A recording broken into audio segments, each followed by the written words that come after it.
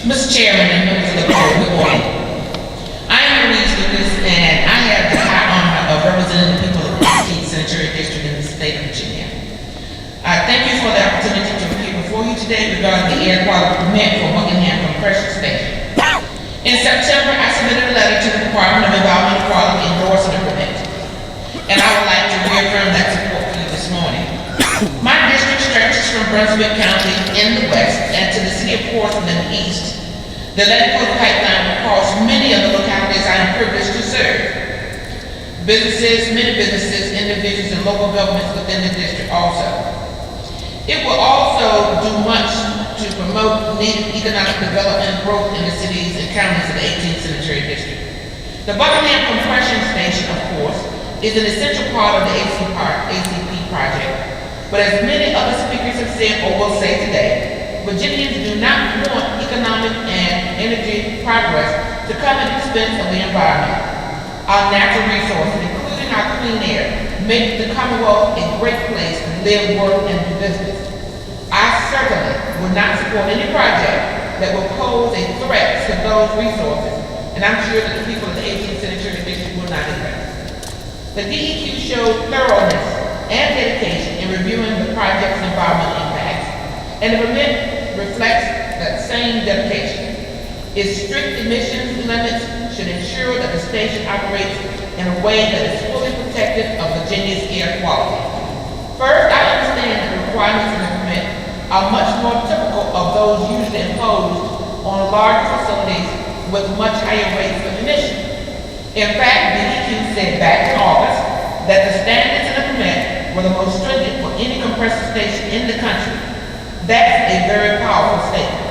I also understand that the limits in the draft Buckingham permit are 4 to 10 times more strict than limits in any other permit recently issued for a compressor station in Virginia.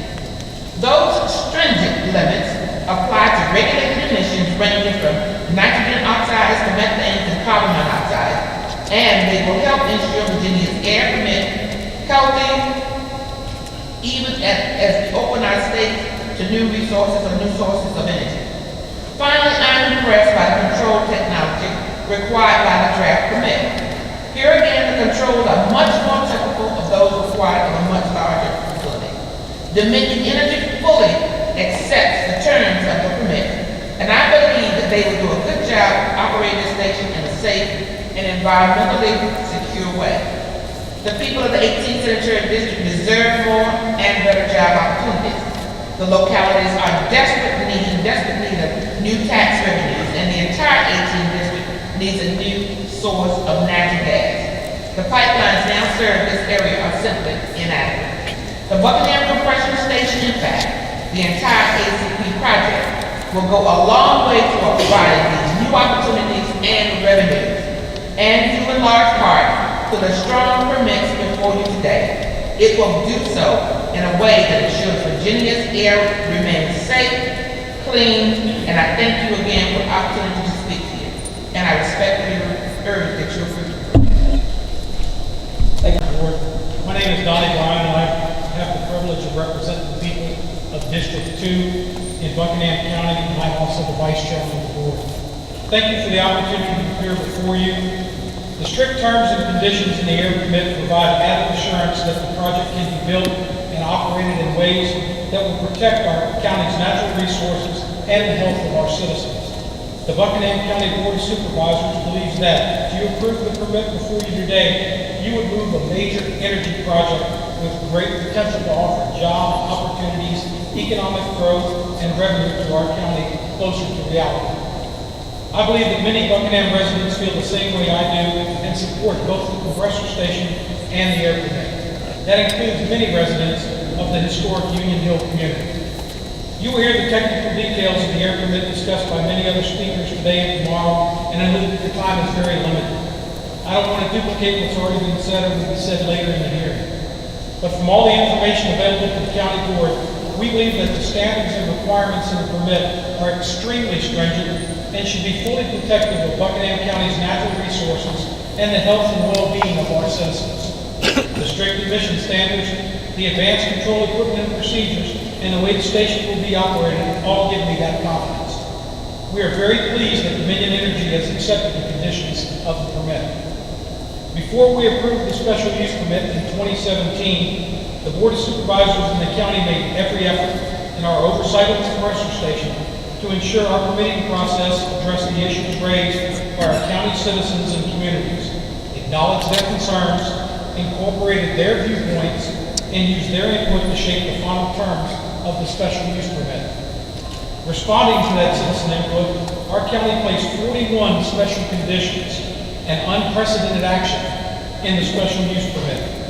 These conditions addressed issues such as noise and dust during construction, tree buffers, noise control during station operations, lighting, and environmental requirements during operation of the unit. Dominion Energy accepted all of these conditions, and both the Buckingham Planning Commission and the Board of Supervisors approved the special use permit. Our board was unanimous with one person opposing, or not opposing, did not vote because he is an employee of Dominion Power. With the special use permit in place, in addition to the proposed air permit before you today, the county believes that the compressor station is suitable for the site and will have minimal impacts on any nearby residents, communities, or areas. We are also very impressed, and we believe many of our county residents are too, with the effort Dominion Energy has made to engage Buckingham communities, especially historic Union Hill, just a short distance from the compressor station site. The company's extensive discussions with the residents of Union Hill have resulted in a support package aimed at further ensuring the safety of the project and launching new efforts to revitalize the community. We understand that the community support package investment totals more than $5.1 million. That was published in today's Richmond Times. On the public safety front, the support package will greatly enhance our county's emergency response capabilities, including hiring new personnel and acquiring new advanced equipment, and creating a designated channel link solely to the Union Hill community. On the community development site, the package under discussion will include enhancement for wellness, education, and economic development in Union Hill. The Buckingham Board and government also believes our years of study of the project confirm that it will have social and economic value for all our county's communities. For example, the residents of Buckingham County deserve better job opportunities. Dominion Energy is publicly committed to hiring 50% of the workforce with the ACP, including the Buckingham Station and local trade unions. That could provide employment for as many as 400 workers from Buckingham and nearby counties. The company is also working with the Laborers International Union of North America and the Virginia Community College System to recruit and train local workers for the project.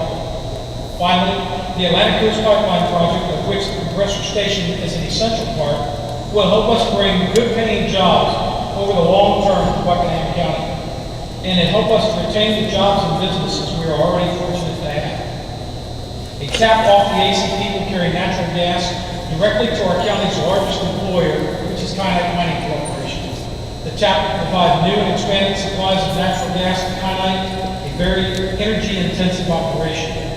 And the tap will also make our county more attractive to new industrial projects or prospects that depend on reliable and affordable access to natural gas. With these requirements, safeguards, agreements, and insurances in place, including the permit you are considering today, the Buckingham County Board and government believe the compressor station will be a big plus for all of our citizens. I'm certain that many Buckingham residents agree. So on behalf of the Buckingham County Board of Supervisors and our county government, I respectfully urge you to approve the permit and allow this most important project to move forward. Thank you for your time. Myself as well to speak to you. My name is Vivian Giles. I'm the county attorney and county administrator in Cumberland County. Cumberland County sits just east of Buckingham County. It is contiguous. So like Buckingham County, we would also be concerned with any environmental impacts that the ACP project and in particular the Buckingham compressor station may have. However, I will share with the board that Cumberland County, and I also can tell you that our colleagues in Virginia's Growth Alliance regions, part of which Senator Lucas represents, of those counties being Buckingham, Prince Edward, Nottoway, Brunswick, Lunenburg, Charlotte, Mecklenburg, Greensville, and the city of Emporia, whom I think we'll hear from later today. also share in our general support of the ACP project. Having said that, I also, like Senator Lucas had said earlier, Cumberland County could not support a project if it were a threat to our environment. Again, especially considering the fact that Cumberland is contiguous to Buckingham County. However, we are comfortable that the applicant, Dominion Energy and the ACP partners have taken steps to not only meet but exceed all environmental requirements, both at the state and federal level. We are similarly diligent about trying to maintain our rural character. However, you've heard from the first two speakers about economic development in our region, and toward that end, which is critical to our citizens, we are happy to report and need to report that we have not only electricity but affordable electricity, that we have other public utilities, water and sewer. We would like very much to report that similarly we have natural gas. And just to explain to you what that means to us and why we're in the position that we're in, when we receive inquiries or potential prospect information, typically it comes to us from the EDP, frequently through our regional Virginia's Growth Alliance, which I described to you, the 10 localities, including Cumberland that I shared with you. Typically, the inquiries that we receive for economic development prospects, they have a list of criteria that they're looking for. And quite often, if not the majority of the time, one of those items is natural gas. Currently, we have to say no, that we don't have that. So that eliminates us from any further consideration for a significant number of potential businesses that might relocate to Virginia. A vast majority of those, if we're not trying to cannibalize out of them internally from the state of Virginia, therefore these would be companies that might otherwise be interested in coming to Virginia from other parts of the United States, if not from other parts of the world. So it's possible that we know that we're losing out. It's possible that the state is losing out as well. So that's how and why you hear a lot about economic development, because those checklists that we see, we simply cannot say yes. So I know that we're trying to focus on the comments, so I'll do that. And in doing so, I would just say generally, I want to thank the DEQ staff, because in reviewing the comments, which Diane and I did, review all of them, the summary of the comments, well, not all comments, definitely the detail of the summary, that they got it right. And we appreciate that, because again, we are concerned about our rural character and protecting the environment, again, because we're contiguous, we're right there. The DEQ staff reiterated that in the decision-making, that citing some of the concerns that Mr. Bryan talked about when the initial use permits were considered, that those are local decisions. So thank you for remembering, or for respecting, I should say, that those are local decisions. And then Buckingham got it right. We are confident that our colleagues at DEQ, or the DEQ staff, and I will confess to you that there are some days I sit in my office and I'm not so happy that the DEQ staff is so thorough in what they did, because it didn't impact us.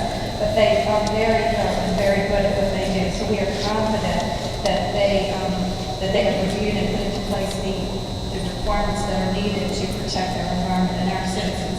In fact, I noticed in the language, in the comments, there's summary of the comments, that with respect to modeling, in many cases, in several places, the modeling was observed to be conservative, appropriate, and in some cases, the most appropriate modeling that could have been used. Again, illustrative of the fact that the DEQ staff has been diligent in this area, and I'm sure in the other units that will be required. We were most impressed, and I'll close with this, I am, in reviewing the materials, were most impressed with certain information that I have, and I'll just quote, because these are the things that stood out, and I think encapsulate and summarize the way we feel this process has been handled, and again, appropriately, and we think properly, and we would encourage approval. The language of DEQ staff, again, that struck us is the requirements of this draft permit are the most stringent requirements for a natural gas compressor station that DEQ could find. DEQ reviewed other permits across the country for natural gas compressor stations of all sizes and did not find any limits nor stringent than those in the draft permit.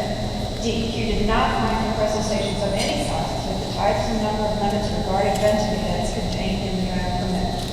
DEQ has reviewed the available information and has determined the draft permit requirements for fugitive leak surveys and repairs appear to be the most stringent for natural gas compressor stations in Virginia and the country. So we appreciate that, we applaud them, and I said I was going to end on that, but I will say one last thing. As an attorney, I think the last thing that I tend to think about is, okay, how are we going to enforce that? But I will say and end with that, having worked at the AG's office prior to working in local government, I am confident that the regulations and the statute, particularly the regulatory framework that is in place, is more than sufficient. Again, having been there, more than sufficient to ensure compliance, especially with the oversight of the DEQ and the permits and all attendant conditions. So thank you very much for your time. We do support this permit and the ACP need. And the rest of the people around the country. My name is Sam Stallman. I live in Rockland County, the city of Richmond. I'm grateful for the opportunity to express my views about the air permit, about the Buckingham County compressor station. My background is I work as an engineer at Dominion Virginia Power, supporting daily operations and maintenance at the power stations, not only on a daily basis, but as well as long-term processes. I myself have designed systems dealing with the used oil at the power station using the air permit, and I'm fully aware of the importance as well as total compliance with the air permit.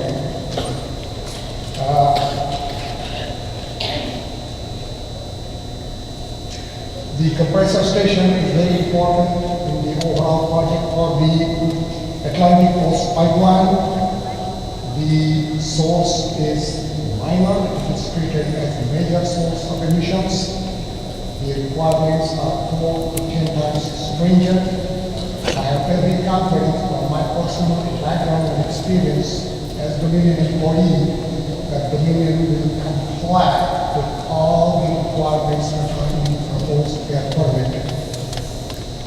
The turbine technology that's there will help with the emissions, keeping up the emissions for the NOx, the blowdown, that's a technical term for the maintenance, the methane release will be in compliance with the air permit.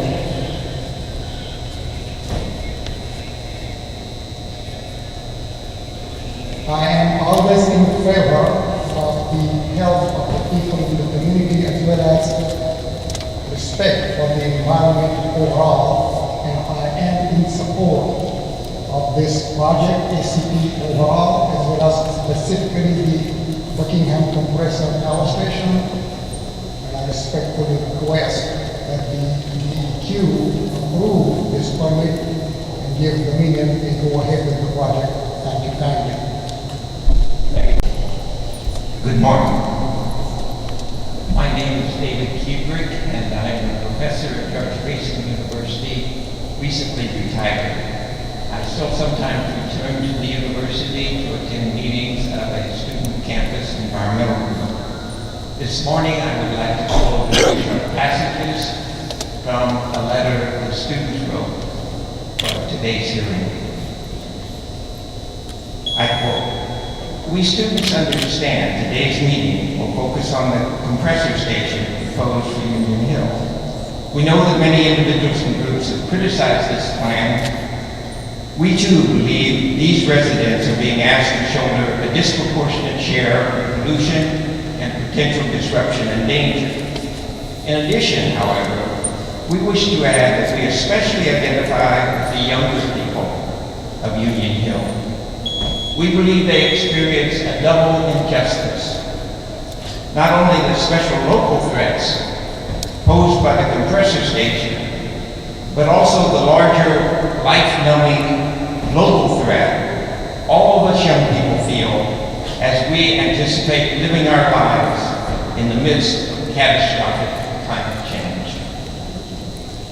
We wish to say a few words about this second injustice, an injustice that is furthered not only by the air pollution produced at Union Hill, but by the entire pipeline project, from the initial frac methane gas extraction to the leakage along the pipelines and the methane's final combustion.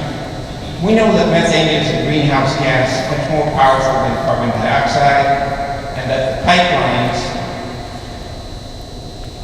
will and we know that pipelines will hasten global warming. We know climate change is real. We know it is rapidly worsening. We know that the United States Intergovernmental Panel on Climate Change recently warned that if we are to avoid planetary catastrophe, we have at best 12 years to significantly reduce our greenhouse gas emissions. Given all this, what we don't understand is why, despite widespread opposition throughout the state, these pipelines continue to be built.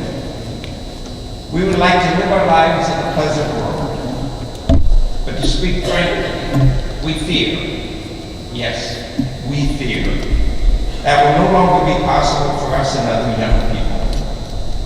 We know we are fated to experience unprecedented winds, rains, droughts, fires, and destruction of animal and plant life. We will live in a different and more dangerous world.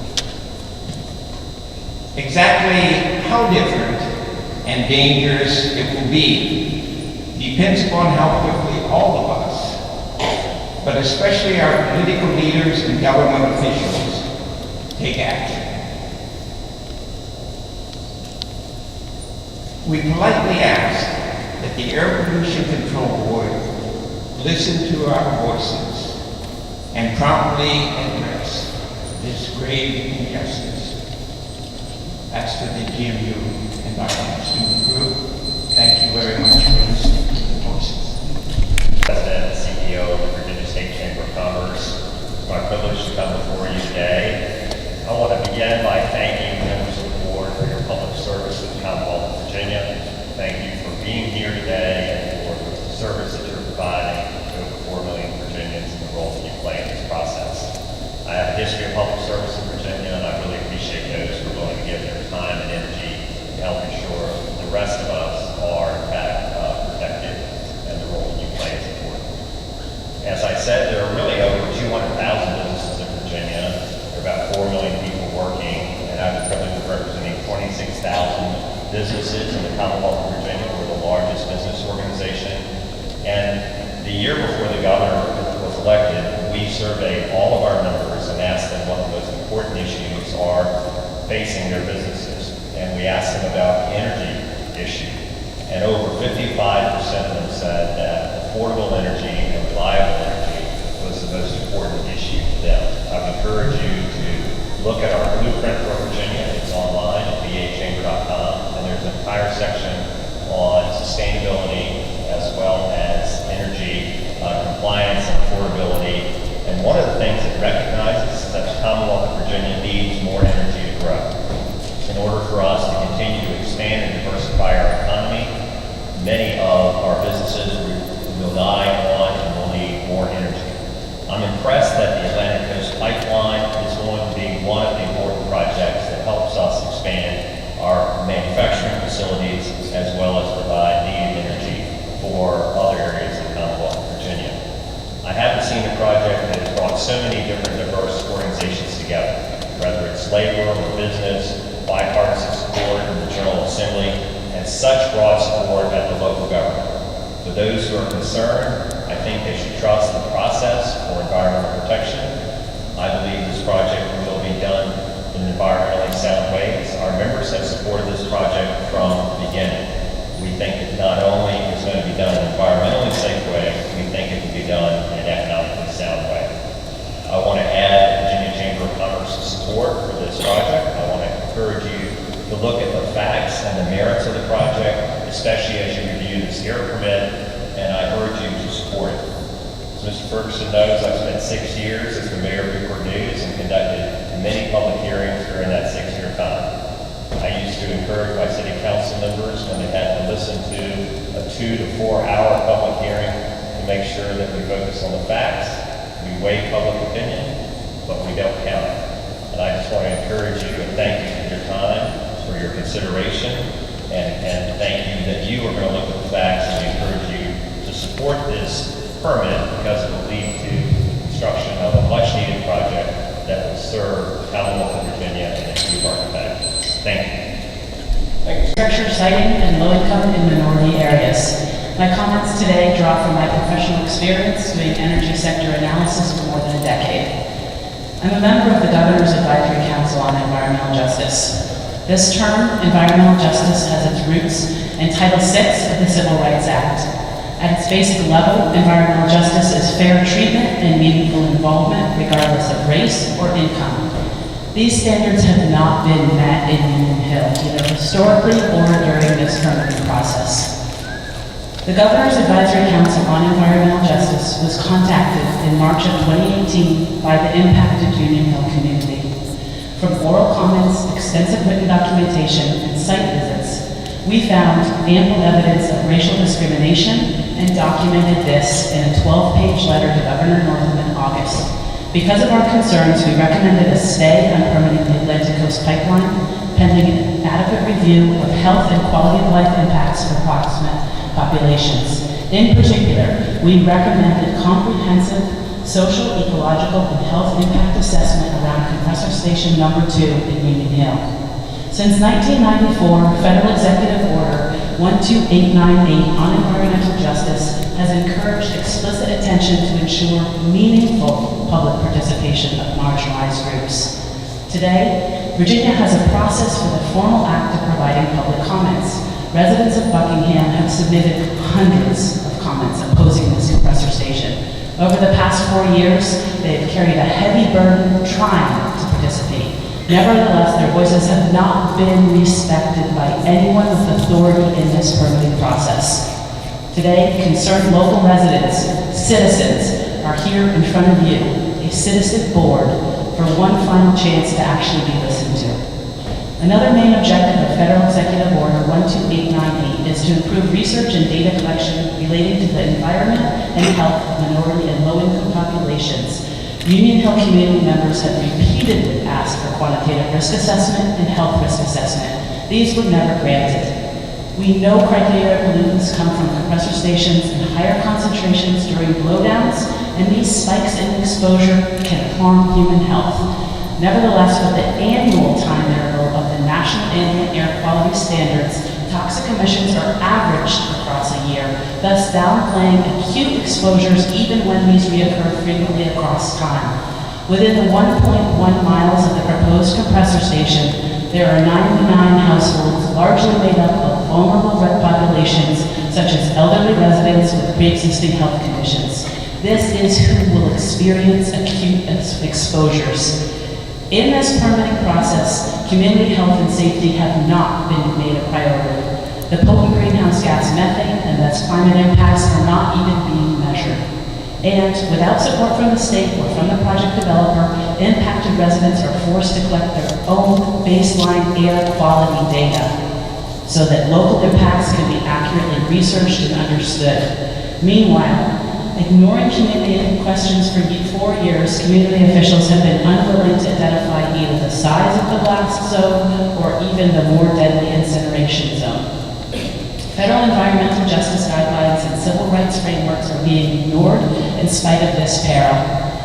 In terms of state policy, under energy objectives, the Code of Virginia states that the Commonwealth seeks to develop, quote, energy resources and facilities in a manner that does not impose a disproportionate adverse impact.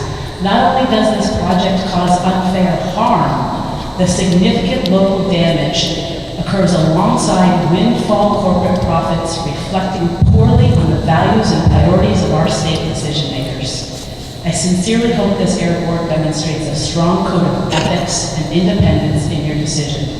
If this toxic, dangerous compressor station were still to be approved in spite of evidence of disproportionate harm for people of color and for low-income households, then adequate monitoring and compliance must occur for the full lifetime of the project. Dominion Energy should notify local authorities and residents prior to each planned venting event. They should treat every blowdown like a high-risk episode and create a system of notification and a system of fence line monitoring because of the vulnerable health of local households. All self-reporting by Dominion Energy should be carefully monitored at weekly and monthly intervals. However, in my presence, Department of Environmental Quality air permitting staff has told concerned residents they do not have the time or resources to do this type of rigorous oversight. Safeguards for this project are currently poor and woefully inadequate. Compliance best practice would include legal counsel for impacted residents, monitoring and compliance guidance and coordination by a state environmental justice coordinator alongside the Governor's Advisory Council, and most importantly, authentic and meaningful involvement of the impacted community. If this air board demonstrates a strong code of ethics and independence in your decision, you can prevent the expansion of injustice. This unnecessary infrastructure causes disproportionate harm and risk in siting in Union Hill. There is discrimination evident in placing this industrial infrastructure in a rural area with poor coverage of emergency services. Overall, there is inadequate attention to safeguards required to protect public health and safety. Thank you. Thank you, Matt. Thanks for having this hearing today, so that people can express their pros and cons on this particular issue. And it's an important issue, and I think even more widespread than the ACP, than any one particular compressor station. We're looking at a country that now has a booming economy. More people are going back to work, and it's important to keep our booming economy going. We need more energy. And, we can quibble over how we get that energy. I personally think we need to have all sources of energy, from gas to nuclear to wind to solar to pretty much anything we can come up with, to let them, different sources of energy, compete with each other, to lower prices, and to figure out which ones are best, which ones are more efficient, and so on. So this is part of a larger energy debate, and it doesn't go away if we don't have a particular compressor station, if we give up on a particular source of energy. The only thing that happens is prices go up, people lose jobs, people can't get energy, the economy slows, a lot of bad things happen. So we have to look at, you folks are responsible for looking at, is what do we do about this particular issue and this particular situation. And I think it's important to approve this because we're going to have stations, we're going to have energy. We have to figure out where the best places to do it are. And I was impressed with the number of elected officials who represent the people of the locality affected who support this. And they face the voters, and the voters have the option of approving or rejecting them. And the voters have approved them. And that's not to say I agree with all of my elected officials, but I think they've taken a good look at it. I've heard some of the pros and cons of this hearing and other events. And I think that this seems to be a reasonable place to put it. Seems to be solid safety measures. And I think that folks have done a good job in my limited technical expertise in going through and trying to answer all of the community questions, concerns, and make this as safe as possible. And obviously we can't answer everyone's concerns because some people have so many concerns over everything, so many different types of points of view. And it's nice to see so many different folks come out to this particular hearing. Even the folks who disagree with me on this particular issue, I'm happy to see them out here today, participating in the process, because I think it's important to take a moment to realize that many places in the world, we don't get these sorts of hearings. People put projects wherever they want, and there's no community input and no voting. So in this instance, I think it's sort of a celebration of democracy that we're all here to talk about the pros and cons, to have a spirited debate, and to look at this particular issue. And the real issue here is, do we want our economy to continue to boom? Do we want to put more people back to work? Do we want to increase people's standards of living? And can we do that safely? And it appears from all the evidence that I've heard at this hearing and others, is that we can do this safely. We can do this for the greater good, for the benefit of so many people in the area. So I hope, I don't see a clock here, so I don't know how far into the 6 minutes I am, but I hope that you will approve this. And I applaud that the lengthy, we had this, all of these hearings, comments, and so on. And I think you guys pretty much dug into just about every issue I can think of. And hopefully that you will say yes to the project. Thank you for your time. Thank you, sir. As council, speaking on behalf of our 12,000 members here in the Commonwealth, and thank you for listening. And I feel lucky I got you early in the morning while you're still bright-eyed and bushy-tailed. Your duty to assess site suitability as clearly prescribed by the state code has not been performed yet by DEQ staff. And in absence of that required assessment, the BCS's impact on the Union Hill community, because that assessment has not yet been done, you must disapprove this draft permit. And that disapproval, let me be clear, would be despite the hard work the DEQ staff has put in to craft a stringent permit from an emissions standpoint, for which staff does deserve recognition and appreciation. But the entirely separate question of site suitability remains a gaping and still persistent hole at the very core of this draft permit, and it's a fundamental failure to uphold a statutory duty. I'll point out that duty is a wholly separate inquiry from emissions limits, that is, applying back to air quality metrics and meeting NAAQS and SAC standards. So you will hear many times that this is one of the most stringent permits in the country, if not the strongest in the country. All of the various conditions that have been placed upon it. We are not talking about that section of the code. We are talking about a separate statutory and regulatory duty to assess, and I'll quote here, quote, the reasonableness, end quote, of the BCS under 1307E 3 and 4 in relation to both the, quote, suitability of the activity, end quote, to the, in this case, the Union Hill community, and the, quote, practicality of reducing or eliminating that pollution. As I will discuss, neither inquiry under E3 or E4 has been undertaken in a way that satisfies both your statute and ensures environmental justice does not occur in violation of Virginia's statutory Commonwealth energy policy as well. Before I proceed, let me clearly state that this deficiency, this wholesale gap in the draft permit is so sweeping that the board's only option at this very late stage is to, quote, disapprove the permit under your regulations so that environmental justice in Union Hill can be assured and that not just your air board law is upheld under 1307E4 and 3, but also the state statute is upheld that requires energy projects do not, quote, have a disproportionate adverse impact on economically disadvantaged or minority communities, end quote. To demonstrate how the statutory requirement has not been met, first I will refer you to DEQ's site suitability assessment in section 10 of the original draft analysis memorandum from earlier this year, which I expect you have in your materials. It's on page 13. It's entitled Site Suitability. Section 10 is very briefly, in fact too briefly, details the site assessment upon which the draft permit before you is based. That suitability assessment on page 13 is both erroneous and deficient. First, it improperly relies on the local government's special use permit.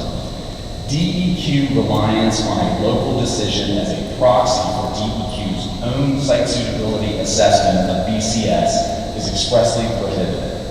Your own regulations prohibit reliance on local land use decisions when assessing site suitability.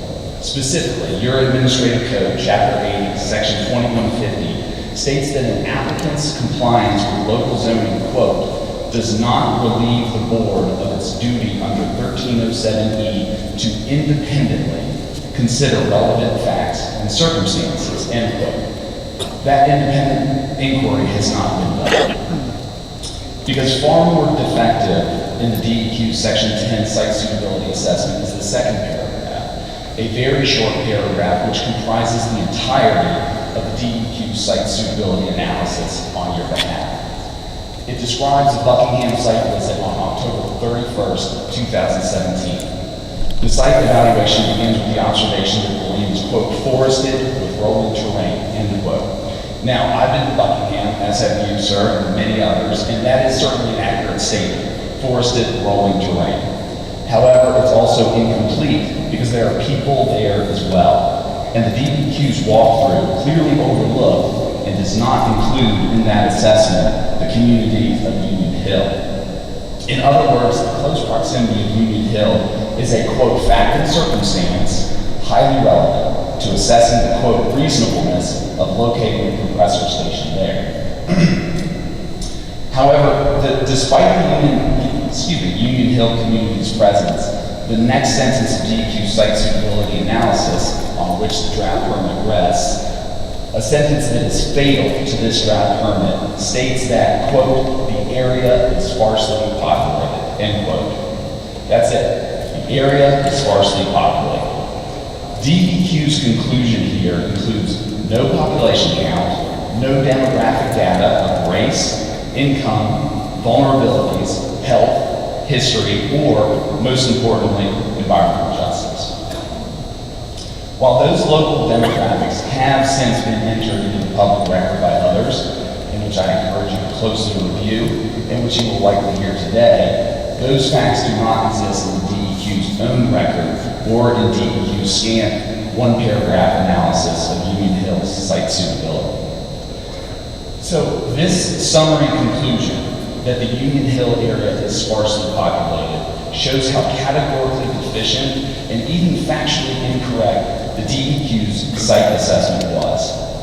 As such, the DEQ has fundamentally foreclosed your ability to accurately assess the, quote, reasonableness in facts and circumstances as they relate to placing a large compressor station in the environmental justice community of Union Hill. Not only is DEQ's previous site suitability draft analysis deficient, so too is DEQ's response to public comments regarding site suitability, which can be found on page 31 and 32. In its response to public comment, DEQ first waves away public concerns about the permit's very clear site suitability defects by explaining that the DEQ gives, quote, significant weight, end quote, to local government decisions when considering site suitability. Again, reliance on local government decisions is directly contrary, on its face, to your own regulations, specifically Chapter 80, Section 2150. DEQ's statutory obligation to perform a separate, independent assessment of the reasonableness of site suitability is in no way relieved or displaced by a local zoning permit. In fact, DEQ's response to comments here would read the board's site suitability statute out of the code entirely. This reliance by DEQ on a local zoning decision is entirely without merit and exposes anew the hole in the draft permit before you. DEQ then compounds this erroneous interpretation of your statute in the same sentence on page 31 by stating that the DEQ considers site suitability, quote, within the context of air quality considerations, end quote. That, on its face, is another incorrect reading of the Air Board statute and regulations, as the DEQ now reads something into the statute that is simply not there. Your 1307E3 site suitability statute is not about air quality considerations. Air quality is covered elsewhere in the statute. And DEQ has plucked those words out of thin air and wrongly inserted them into your statute. So, to conclude, in my addressing DEQ's response to comments on site suitability, on one hand, DEQ staff tries to read 1307E3 out of the statute, and on the other hand, the DEQ erroneously reads into 1307E3 air quality metrics that are wholly separate from and do not comprise your site suitability inquiry. The DEQ cannot have it both ways, and as it happens, the DEQ may not have it either way because your site suitability statute and regulations are crystal clear. Local zoning is irrelevant to your independent site assessment, and that assessment is also not based on air quality standards. Rather, your inquiry is based on a, quote, reasonableness standard that considers, quote, facts and circumstances, including those of the nearby Union Hill community. Lastly, if DEQ had undertaken a lawfully required and adequate site suitability assessment and discovered the facts and circumstances of the Union Hill community under 1307E3, it is reasonable to expect that the DEQ would also have subsequently fulfilled its statutory obligation under 1307E4, an assessment that I point out is completely missing from the record. This is the requirement that the DEQ consider, quote, the scientific and economic practicality of reducing or eliminating the discharge resulting from the compressor station, end quote. Unfortunately, under this draft permit, we do not know the practicality of reducing discharge. For example, through stronger emissions limits that are more protective of the Union Hill community. Nor do we know the practicality of eliminating discharge entirely by locating the compressor station in an alternate area less populated or vulnerable than Union Hill. Had DEQ fulfilled its obligation under 1307E4, perhaps stronger standards may have been deemed, quote, practical to ensure environmental injustice from local pollution levels under this permit never occur in any instance in Union Hill. DEQ would also presumably have assessed the practicality of eliminating all discharge by moving the compressor station to an alternate site that is more, quote, reasonable, given the facts and circumstances of otherwise sanctioning environmental injustice in Union Hill. Anecdotally, we know the practicality of that elimination option because Dominion recently agreed to move another compressor station location due to Mount Vernon viewshed concerns. If it was practical to do there, it may be practical to do so in Union Hill. But again, because neither a site suitability analysis or a practicality analysis of eliminating pollution in Union Hill by relocating the compressor station was never done, the board simply doesn't have the adequate information with which to confidently approve the draft permit. That lack of knowledge required by 1307E to be obtained by the DEQ and presented to you, is why this permit is fundamentally incomplete and therefore defective, and why you must disapprove until both site suitability, I'm wrapping up, and practicality assessments are complete. Thank you. Thank you.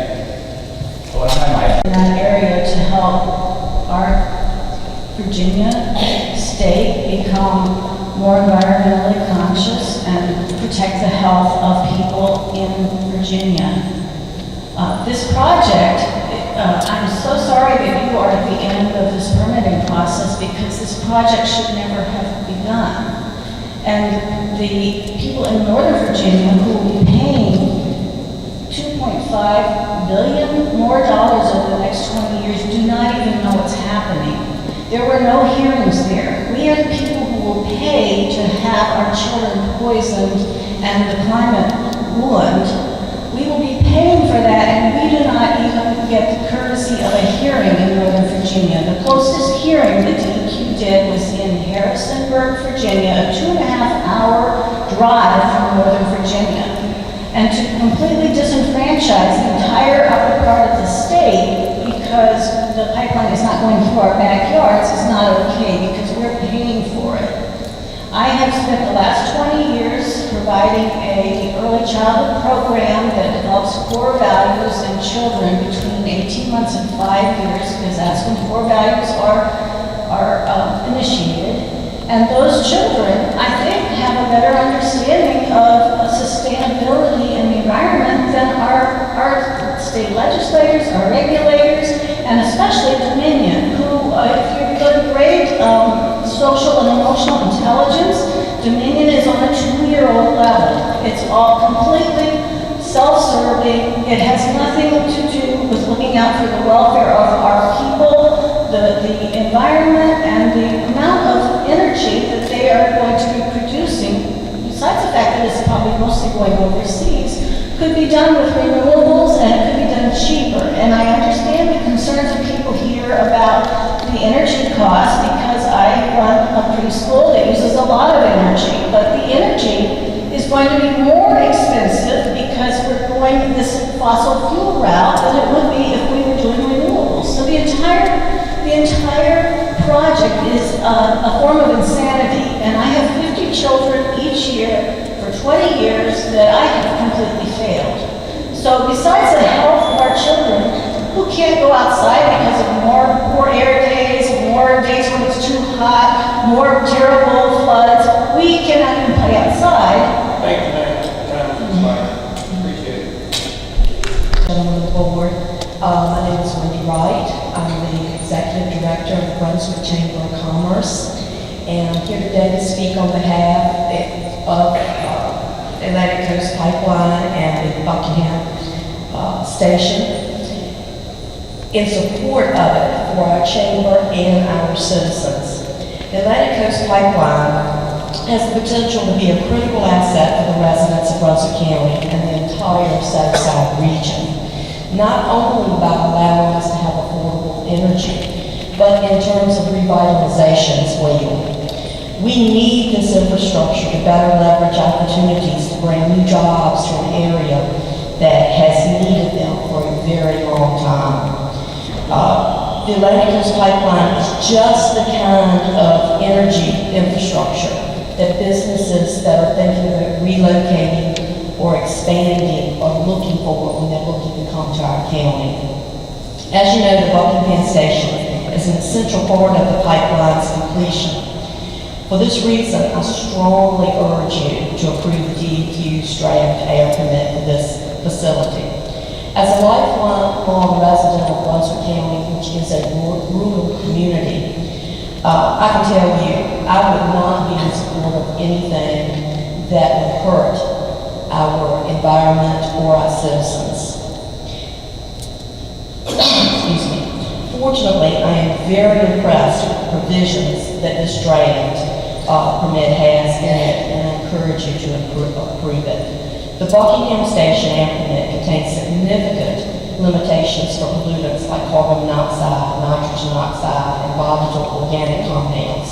In fact, some of the limitations in the draft air permit are 10 times higher than those in some other stations. The state-of-the-art equipment and the best-in-class engineering that will be used at the Buckingham Station is just one additional layer of protections that will be used in the facility's operations. Using the most advanced emissions control equipment will guarantee emission levels will exceed national air quality standards.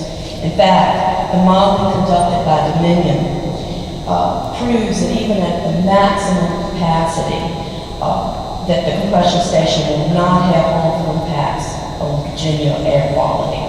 Given these facts, I believe the Buckingham Station and the pipeline projects that will be built and operated in an environmental, conscious, safe manner. It will allow Brunswick County to reap over $2.5 million in capital expenditures and over 8,000 jobs throughout the state of Virginia. And this is something we as a community desperately need. It will go for schools and so forth. So wrapping up. Again, I'm in support of it because of the benefits of Brunswick County. And thank you. Good morning. I'm Pastor Paul Wilson, Union Hill, Union Grove Church in Buckingham County, Virginia. One church, two locations, and we are most imminently impacted by the proposed compressor station as well as the pipeline. I'm not a candidate to commit. I'm a candidate to an unseen being. It is my responsibility to speak to all of us. Our church, our community has been for these last 4 years of political football. This thing is really all about money. There are too many people who have, let's say, some control over our community, who have been compromised. too many of our elected officials that have been compromised, too many of our political appointees that have been compromised. This is a moral issue, a moral issue. We have been marginalized, our whole community. Our community has been divided by past actions and even recent actions as of a few days ago, even by the men. We are just as divided now as Republicans are against Democrats or whatever. We have the far right and the far left. But ultimately, this is a moral issue. If this proposed compressor station is put into our community, and our church has voted several years or two past to go all the way to the end to oppose it, the end result is that our community will bear the brunt force, any of the negative impacts. Just being on a computer model, being on the bottom line of somebody's financial sheet, it takes away anything about what it is to be human. And this is what we're opposed. We don't oppose job. We're just standing for our community. Because the bottom line of the situation is about the human value. The human value. This is why we make the stand that we make. And this whole conversation has been dominated and controlled by a large entity that has tentacles not just throughout the state, but throughout the region. And so we're just opposed to it, and we feel that it's unnecessary. And we believe that, ladies and gentlemen, we'll make the right decision. May God bless you. Thank you, sir. And I am a home and land owner within the effective zone of the proposed compressor station. 8 generations of my family called Buckingham home, and those who are still here include the most vulnerable to dangerous effects of air pollution, young children, and a 92-year-old matriarch of the family who has lung cancer. I am a former environmental scientist who worked for years under contract to the EPA to ensure that our world remains a place where everyone can live free of the devastating effects of pollution. With this legacy and background, I was appalled at the DEQ's recommendation to rate. The DEQ states that it must, quote, balance the interests of the public in commenting on a proposed project and the due process rights of an applicant to a timely decision and a predictable application process. It appears that the DEQ has gone overboard in the effort to grant Dominion the predictable approval of this permit, embracing the lies of the applicant while ignoring the hard science presented by the objectors. The DEQ's response to comments is that the permit is a technical and legal document containing the conditions with which the source must comply. Yet the draft permit specifications for the equipment on the facility are for informational purposes only and do not form enforceable terms or conditions of the permit. This alone should be enough to reject the permit. How can something of this potentially lethal magnitude be approved if we do not even know what it comprises? Further, the special use permit issued by Buckingham Board of Supervisors is still under legal challenge. Why proceed with an application for an air permit if the status of the SUP is unclear? The description of emission control states that the owner is responsible for complying with monitoring requirements. The assumption here that Dominion will do what is right is grossly misplaced. The procedure described amounts to self-regulation, given the gas transmission industry's history of environmental disasters, putting them in charge of making sure that they are keeping us safe as well.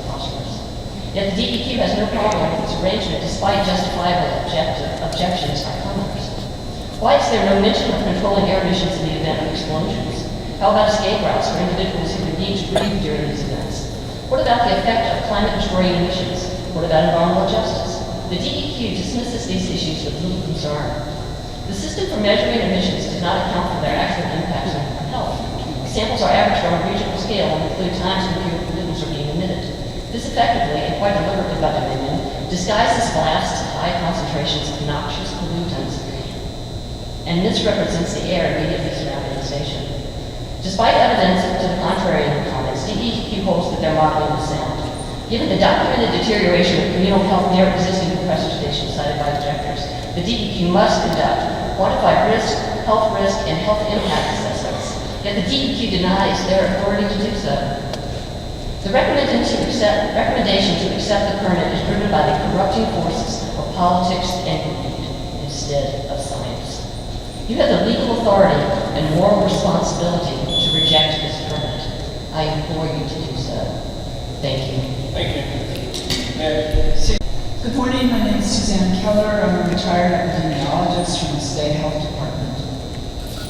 Mr. Chairman and members of the board, thank you for the opportunity to be here and for listening to people today. Every decision you make to allow tons of air pollutants must be considered in light of our abysmal ranking in air quality. Virginia currently ranks 20th in the United States. This air permit should be informed by the precautionary principle which demands that measures be taken that will protect vulnerable and sensitive populations. The air permit as currently drafted does not apply this principle, nor is it protective of people who reside around the compressor station. The air permit rests on the assumption that the health of people is universally protected by the National Air Ambient Quality Standards. Well, we can argue about whether the permit actually assures compliance with the NAAQS. I want to emphasize that there is a large body of evidence in the medical literature that demonstrates excess morbidity and mortality even when the NAAQS are met. Moreover, the permit and analysis fails to consider known health impacts, including the respiratory, cardiovascular, neurological, and dermatological symptoms reported by people who live near compressor stations. Proximity to the compressor station predicts the prevalence of these symptoms. The truth is, the permit may be the strictest permit in the country, and it will still impose undue burden and cause harm to the people of Union Hill. I respectfully ask that you send the permit back to the drawing board, that you require that no harm be done to the people who reside right next to it, and that you deny the permit. Justice demands no less. Thank you again for the opportunity to speak. The board of members, good morning. My name is Gordon Miller II. I am the president and CEO of the Metropolitan Business League. And I appreciate the opportunity to comment on the air quality permit for the Buckingham Compressor Station project. The Metropolitan Business League is a nonprofit organization that consists of over 500 small, women, and minority-owned businesses. We strongly support the Buckingham Compressor Station project and could not support this if we felt it had potential damage to the Virginia environment. I have a BS degree in Safety and Risk Administration. I have a master's in education. And through my research, I feel that there is no potential of damage to the environment, no evidence that this could be detrimental to one's health, or noise effects. Throughout the years, Dominion Energy has always put safety first. As a consumer, I trust and know that there are safeguards in place, such as continuous monitoring and adhering to extensive federal guidelines. And I am confident that the developers will carry out the permit's strong requirements for air quality protection. Thank you. Thank you for the opportunity to be here. My name is Karen Campbell. I am the chair of the Environmental and Climate Justice Committee for the BSC and NAACP. And I'm here today to express our opposition to the granting of an air permit for the Atlantic Coast Pipeline Compressor Station in the historic Union Hill, Buckingham County, Virginia.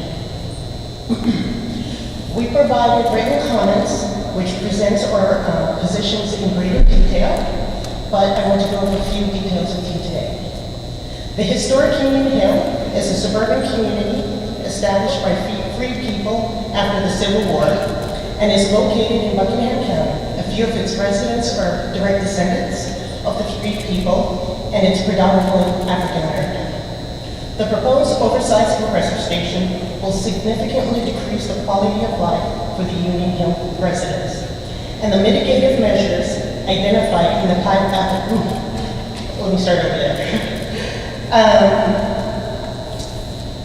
mitigative measures identified in the application do not protect the surrounding community from exposure to air pollutants, increased noise and vibration levels, and the soil and water contamination the compressor station will present. A project of this magnitude and scope should be held accountable and must be required to conduct a cumulative assessment of the direct impacts that is associated with the pipeline as well as the compressor station. Unfortunately, the draft application did not address a lot of the issues that are associated with the project. In this country, African American people of color and low-income communities continue to be disproportionately impacted by projects like this. Projects that contribute to African American communities being at an elevated risk of cancer due to exposure to air toxics emissions from natural gas developments, or African American children missing, on average, 101,000 school days due to asthma and other respiratory illnesses. It is critical that we stop this harmful environmental injustice and begin to equitably enforce all rules, regulations, and standards that will protect this community and the community in the Commonwealth of Virginia as a whole. As presented, this project does not do that. But this board can change that by voting to deny the air permit and require a more thorough, accurate, and comprehensive analysis of the cumulative effects associated with this oversized compressor station. We also urge the implementation of a proactive community outreach program with direct communication with the residents and property owners that will be directly impacted by this project. And when I say directly impacted, I mean adjacent to or within close proximity to the project. Thank you. Thank you, ma'am. Content. I work for the Blue Ridge Environmental Defense League and with one of our chapters in Buckingham County called Concern for the New Generation. I'm not going to read to you the energy policy because it's already been pretty much talked about here this morning, and so I won't read you the exact words, but I will remind you that Virginia 67101 requires the state to complete an environmental justice analysis, and that analysis has not been done by the state. It has not been done by DEQ. They can't rely on somebody else's environmental justice analysis. They take money, DEQ takes money from the federal government, and they have to prove that this community is not being disproportionately impacted by this pipeline and compressor station. And I also want to talk about, the governor spoke out about a compressor station in Maryland, not in Virginia, but in Maryland, because it was going to affect the viewshed of Mount Vernon. Well, what about the historic community of Union Hill, which was created by freed slaves, and there are descendants of those freed slaves there today. But yet the governor remains silent, absolutely silent on this issue. And I would request that you not remain silent.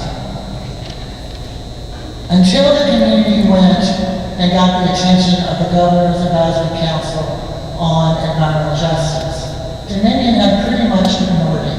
There was a community advisory group, and during that community advisory group that Dominion created, they got to choose the paint colors of the buildings.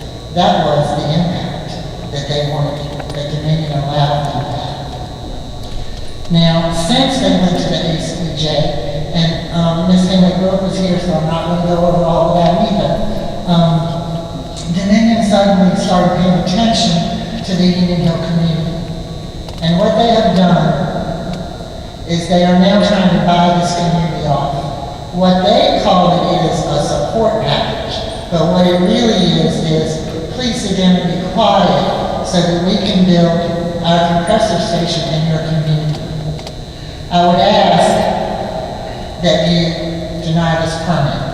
I would also tell you that our chapter has filed a Title VI complaint with the EPA regarding the environmental justice analysis, and that there is also a lawsuit going through the court system right now regarding the special use permit, and we are waiting for a court date with the Virginia Supreme Court. Thank you very much. So appreciate this opportunity to speak with you directly. I'm Lakshmi Ford, and I am a member of Friends of Buckingham, Yogaville community, and I'm an anthropologist, retired, who has put the last 4 years of my life on hold to volunteer my experience as a trained anthropologist to work on the omissions that were in all of the permits given by the ACP of the community in which this site was located. So it is that there were not even a name, there was no population, the location had no history. It's apparently one of the only places in the world that has no history whatsoever. There was a blank, an absolute blank. How did we know this? Well, I read every word of every document. That's what happens when you have to go through a PhD program and you learn to just digest so much. So what did we have to do in order to populate this place that was being erased by Dominion quite deliberately? Now you've all seen a couple of things. I'm just holding them up to refer to things that we've already filed with you. On my right is the household study with a map. I hope you got a chance to see it. On the left are the sort of short notes on our door-to-door household study. I'm going to refer to this first, which you can't really see, but Dominion has always been aware that there were a lot of people there, because this map that shows all those dots is from their dom.com website, which I just took a screenshot of and had, narrowed in and took the screenshot and then saw on the topo map that you folks made that there was actually a lot of people there, but somehow they disappeared when they got onto the applications. So what we did, and I want to point to half of the people in here are part of our community study because none of us is paid. And what did we do? We had a senior member of Union Hill go out with me, a student from the Virginia Student Environmental Coalition, or one of our allies, and we made a map based on driving around, it's very old school, all of these roads and mapping out the 99 households that everybody's been referring to. These are the data that we're referring to. Everything was done using NIH protocols. We were asking about the existing health conditions. You now have a list of what those existing health conditions are by the people who live there. You now know that there are 650% more people there than were applied for by Dominion and then repeated mimetically, some reason, by FERC. No environmental justice review was done. Many people have talked about that. But what does that look like on the ground? What that looks like is by Dominion claiming only the census tract data for the entire average of Buckingham of 29.6 people per square mile, that then it made everything moot. It made no matter how many pollutants are coming out. For some reason it's okay to pollute in rural areas, but it erased the actual people there. So we asked in our comments to Dominion, and you heard about that, all of these issues about their erasure. And the only response we got from Dominion in their response is on page 16 of October 24th, 2018, response to public comments. Project site, again, not named, project site And then population per square mile, guess what? It's still 29.6 people per square mile. This is a case that it's sort of so desperate situation that we find ourselves in, where when we came in the door, we were asked to sign, were we in favor or were we opposed? And I had the cheek to say, I'm in favor of this board using its powers to deny this permit. Why is the language in the default that I'm in opposition? In other words, I want a yes. We want proactive things. We're planning a wonderful jobs, community resilience, and equitable access to solar project in this place with the people themselves, the farmers, maybe having solar farms, us doing the weatherization projects. This is something everyone in Union Hill agrees on. The only thing we're not sure about is that $7 million that Dominion just said they were giving to the community that nobody has been part of the day of this meeting. The same thing happened in the special use permit in the local. I'm so glad we got that clarification that the Board of Supervisors is not the final analysis, because in our public hearing, we were told over and over again, punted to the local people. But what happened in that process where we had presented all this, the household data, this is how we discovered that this was a Freedman community. Nobody was talking about it that way. That was never a word spoken until we had to go back when they said there's nothing there, there's no history there. There was a zero, I kid you not, a zero for cultural resource reports in Dominion's 2015 application, and then they amended it in 2016 under pressure and added 3, and 2 of them were of the exact same house, and it didn't even have their graveyard next to it, and the 3rd was not even in Buckingham. So that is what we're dealing with. People think I'm not reading, but I am, and I'm seeing how democracy is not happening. Equal participation is not happening. We would have loved to have access to that air division, to talk not about this new fossil fuel infrastructure, not about a compressor station that's going to take the emissions alone from this toward climate change are 1/3, 30% of what we were hoping to reduce in Virginia. Will be wiped off the books if you allow this to happen. So this is the time when we have to ask ourselves, it's really time to switch away from putting our stranded assets into fossil fuels. We have to take this time and chance, and we're so proud that you, the Air Board, that our state gives you the right, the rules, the means to really look at these things closely. You're not paid by Dominion's, you're not paid by Dominion, you couldn't be on this board. So we ask you to exercise that independence and to really think both in the short term about Union Hill, yes, but as we've been saying back here, we are all Union Hill, because it's really the case.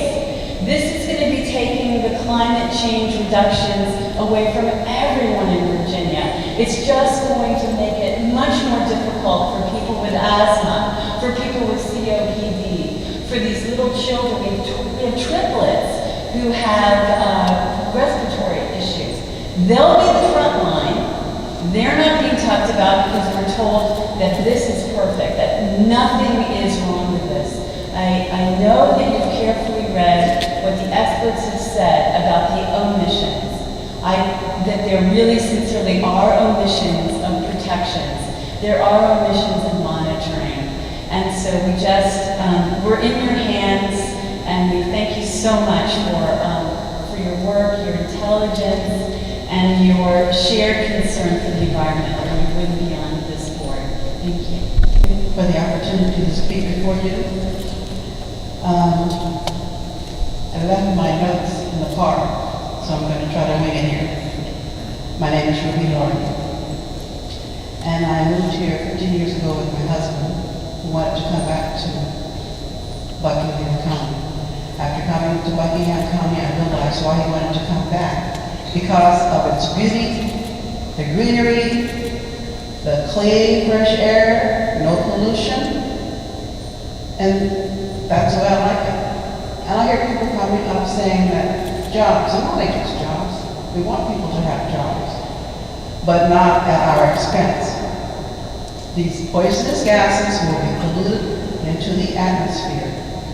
And people are saying, oh, it's not going to hurt you. It's okay to breathe those poisonous gases. But after so many years, what's going to happen? We're going to be suffering. Like people have said before, there are people with asthma. No one has, if you've seen a video of a blowdown, you see people that have nosebleeds, headaches. This is not right, and it's not fair. Some people even say they have confidence in a machine. A machine is subject to break down. So, I implore you to please stand up. Be a good steward of this earth, like God put us on this earth, to be good stewards of it, to take care of it, not pollute it. I also want to say that some people say that they wouldn't want to live in our community, yet they come over and say, well, it's okay, it's good for us to be there. Also, before my time runs out, I want to say, I want to thank people from all over the United States that have come to our community to support us. We've had our students from UVA and also the students here in Virginia to come and support us because they realize we need renewable energy, not this fossil fuel that's going to affect our lives. So I just want to say, shame on you, Dominion. Shame on you, FERC. Shame on you, DEQ, because you know what is right. And I thank God that He knows what's right, and He's going to take care of us no matter what. And I'm going to serve Him to the day I die, and I hope, hopefully, you will do the same thing.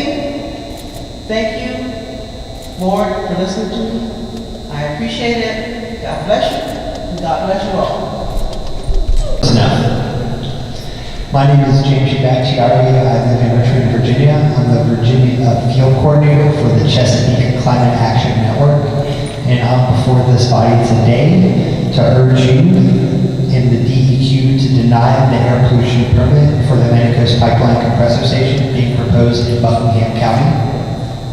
This 54,000 horsepower compressor station is one of the largest ever proposed by Dominion Energy, and it threatens the health of this majority Black community that has loudly resisted the project since it was first announced. I also urge state regulators to immediately complete a thorough risk assessment prior to any permitting and work with other state agencies to conduct health risk and comprehensive health impact assessments at the beginning of future permitting processes. This compressor station represents a direct threat to our climate, but more importantly, it serves as a direct attack on the livelihoods of the residents of Buckingham County's historic Union Hill, an 85% African American community. This community has been the home of America's first free men and women and remains the home of many of their descendants. By placing a compressor station that is capable of spewing toxic levels of methane, nitrous oxide, particulate matter, and other volatile organic compounds just miles from their homes and schools is nothing short of environmental racism. This large community is also at risk of extreme imminent danger stemming from any emissions at the compressor station. To avoid another situation like this, I urge the State Air Pollution Board and the DEQ to consider environmental racism in all future permitting decisions. The DEQ and Air Pollution Control Board have a unique and critical responsibility to protect the most vulnerable citizens from the dangers of fossil fuels pollution. In order to fulfill your duty as our state regulators, you must deny the air permits for these projects and protect this vibrant community. Thank you. The Air Pollution Control Board and the EQ staff. My name is Rochelle Whitaker, and I'm the Director of External Affairs for Virginia Natural Gas, speaking today on behalf of Jim Kidler of Virginia Natural Gas. Before I begin, I want to thank you for the opportunity to speak this afternoon. Virginia Natural Gas is a utility serving about 1 million Virginians, with approximately 299,000 gas meters from Hanover east to Virginia Beach. VNG has subscribed to service from the Atlantic Coast Pipeline, and the Buckingham Compressor Station is an integral part of ACP. VNG strongly supports this project. VNG provides an essential service to an area of Virginia where economic and human need has increased the demand for additional natural gas infrastructure. The upstream natural gas system serving Hampton Roads has reached its capacity. The region is directly served by 2 interstate natural gas transmission lines, both of which are decades old and fully subscribed with no opportunity for low-cost expansions. VNG's coastal geographic location also places it at the very end of an energy line. The region needs an additional upstream feed into VNG's service area to supply major new industrial customers and enable VNG optionality to purchase gas at the cheapest price for its customers. The Buckingham Compressor Station will be fully equipped with safety systems and environmental controls that will comply with federal, state, and local regulations and requirements. Based on the application materials, the developers have made a strong commitment to protecting our natural resources, and the DEQ staff also committed to those standards as reflected in the draft air permit requirements. They require strict emissions limits, selective catalytic reduction, and a vent gas recovery system that is designed to minimize the release of natural gas into the atmosphere. The Department of Environmental Quality has diligently worked to ensure Virginians have clean water and air. VNG applauds this work and encourages the members of this board to vote in support of moving this project forward. On behalf of Jim Kidler and VNG, I appreciate the opportunity to offer comments on this very critical matter. Thank you, ma'am. I am Marie Gillespie, speaking on behalf of my husband and myself, as a concerned citizen, landowner and homeowner in Buckingham, Virginia. Beautiful, tranquil, historic community, approximately 4/10 of a mile from the proposed air conditioning compressor station and immediately adjacent to the ACP pipeline. I'm concerned about the issuance of an air permit for the operation of the BCS, and I feel that our quality of clean air will be compromised, as indicated by information given in the summary of comments from the September 2011 meeting. 2 points I would like to comment on and ask you to carefully consider, and then reject the request for this air permit. My first concern is limited concern for the environmental justice upon the relocation of Buckingham County. Our close proximity was to purchase property in the Union Hill community, and this was prompted by our desire to be part of this historic, well-preserved African-American community, recognizing the struggle and sacrifice of our slave ancestry. In your summary of 9/11 meeting, you indicated that a section of the site is not in your scope, but there are. It is. A survey which if you had done would show that. Yet we are being asked once again to sacrifice our family life for the development of the community, bearing the greatest health and economic impacts that we have since slavery. It matters that old, unmarked graves will be sacrificed and be destroyed. New York City, preparing for the expansion of their business, was confronted by the discovery of an African burial in the site where they were working. So they halted their building, they revised their blueprint and developed a cultural African museum on the site. No mention in the summary of 9/11 were proposed how we would delicately and honorably deal with the Union Hill graves, African American burial grounds in Lower Manhattan, and the oldest and the most well-known burial ground in North America for both free and enslaved Africans. There is a need to include extended comments when you salvage and excavate, especially when human remains are concerned. Journalist Edward Rothstein wrote, "Among the scars left by heritage of slavery, one of the greatest is an absence. Where are the memorials? Where are the cemeteries? Where are the architectural or sturdy structures that typically provide the ground for a people's memory?" Residents in the Union Hill area are comprised of mostly African American senior citizens with limited income. Many are unsure of what's going to happen with them regarding the pipeline and the compressor station. Thank you, ma'am. Appreciate it. My name is Ella Rose, and I live in the Union Hill neighborhood in Buckingham. My home is within 150 feet of the land that Dominion purchased for the Buckingham compressor station. I would be severely impacted. I have many concerns, some of which I am told by DEQ air permit staff that they will not consider. I feel that the people who live in this neighborhood, who would be giving up so much, need to have all of their concerns considered. We are human beings whose lives will be changed forever by the decisions you make. So, although you may tell us that you only consider air emissions and not how they will affect our health and all the other negative effects we will be forced to live with, I am asking you to also think about us and whether this location is the best place to put this highly toxic, poisonous, noisy compressor station. Would you want to live here? And yet it is okay for us.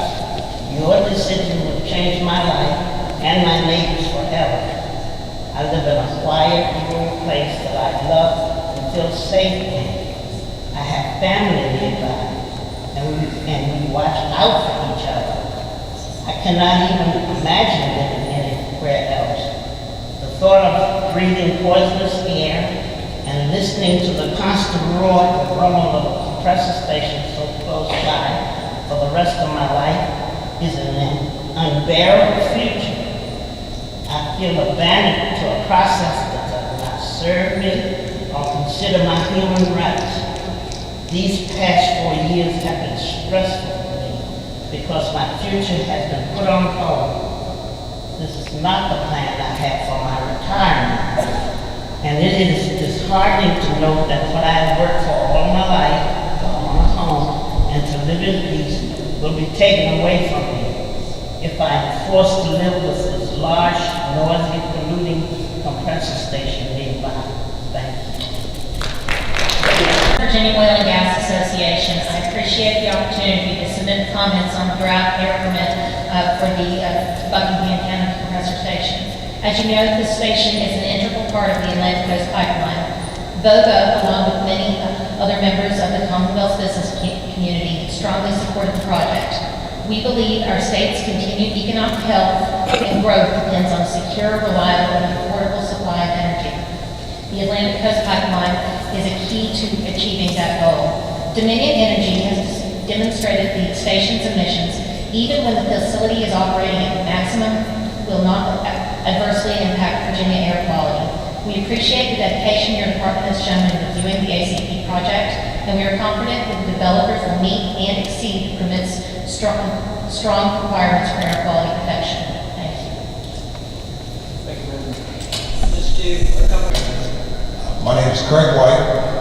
I'm not only from Buckingham, but I grew up in what we're talking about as the Union Hill community.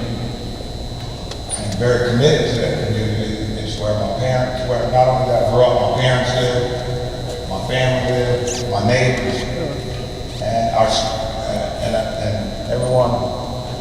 I recognize a lot of people here, and throughout the last year, we've had a lot of meetings in churches, libraries, schools, one meeting even in a beauty salon.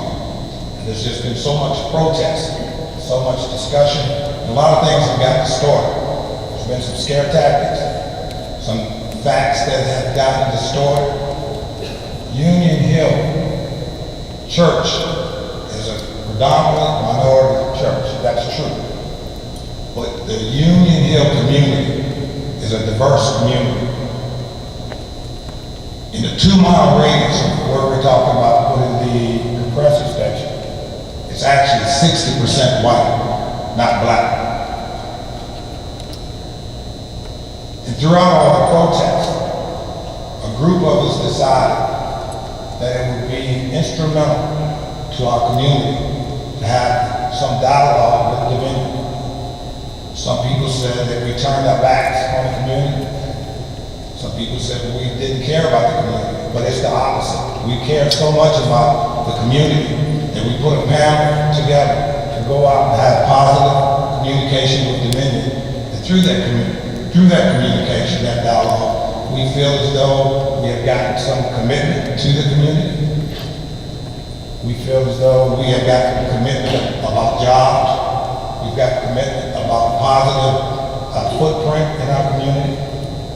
Because I'm a Christian, and there's two things that are inevitable, and that's God's love for each and every one of us and change. And there's two outcomes. There's only one outcome to this. Either they're going to get the permit, or they won't get the permit. So we feel as though through this positive, so we felt we had to have this communication, and we're moving forward with the communication. And there's a lot of people in our community that feel as though positive communication with Dominion is a good thing. Right? There's a large group of people there. You know, they support dialogue with Dominion. And we're making progress with that. So there is could be a positive outcome to this with Dominion. Thank you very much. Thank you, sir.